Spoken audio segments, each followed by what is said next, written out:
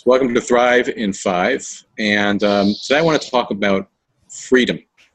And I want to go back, take some liberties, because we're in the period between Passover and Shavuot, when we are really on a march from slavery to freedom, to touch upon a topic that I got some insight on during the Seder.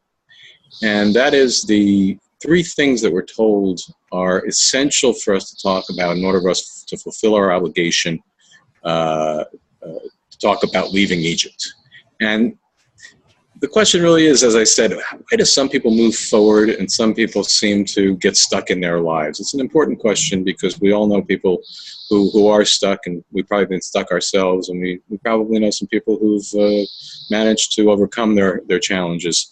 What makes that difference? And so when we look at the 3 things that the Haggadah talks about, what they say is that there's Pesach, Matzah, and more. Pesach, of course, is refers to the choice that the Jewish people made to leave Egypt. Matzah is the bread of freedom, and more, of course, refers us back to the bitterness of bondage. And the question really is, those 3 things we're told are really describing the 3 steps that the Jewish people took. But if you look at the historical, source for this, really, more should be first, because the Jews were enslaved first, and only afterwards did they choose via the Pesach offering to commit to leave Egypt, and then finally they experienced their freedom.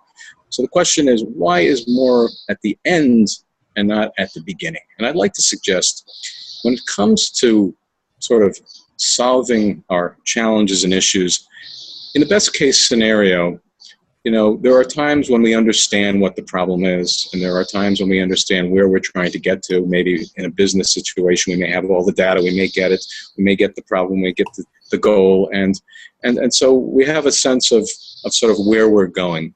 But I believe when it comes to the Jewish people, they had no idea. They had been slaves for over 100 years in Egypt. They didn't know anything else but what it meant to be a slave, and they had no idea where the promised land was, and they had no idea how they were going to get there.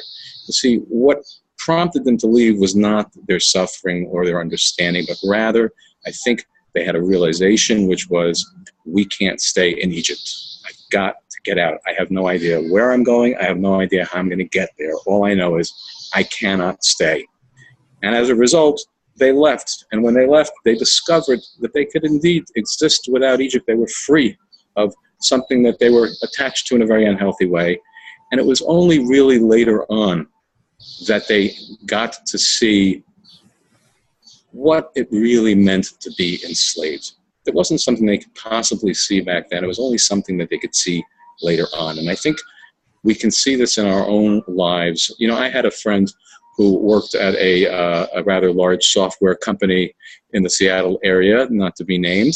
And he had worked there for many years, and things were not going well for him. And I remember, I would see him, and he looked absolutely horrible. He hadn't slept in days. I think I saw him after having about 12 cups of coffee. He was not getting on with his manager. He was getting bad reviews. It was looking really bad for him. And he was in a panic because he had spent his entire life at this company, and he could not imagine life anywhere else. In his case, he actually got pushed out the door. And sometimes that's what happens. Sometimes we literally just get pushed out the door. And I just remember being struck, seeing him a number of months later, and by this time he had been hired by another large software company in the Seattle area. And the thing that struck me was 2 things he said. Number one is he was amazed that he discovered about himself he had a lot of value that he didn't realize was there until he got out from underneath this, this situation. But number 2 is, he said to me, I never understood just how bad it was until I was there. Until I could look back now, and I could never understand it while I was there.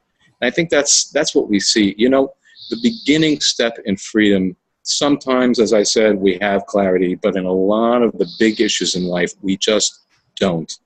And so the real step is simply the recognition that I've got to go. I don't know where I'm going. I'm heading into the unknown, but it's the commitment to take that step, no matter where it takes us, that oftentimes leads us ultimately to the gift of insight that we can look back at our lives later on and begin to see, wow, there really was, a tremendous growth that took place for me from that point to where I am today.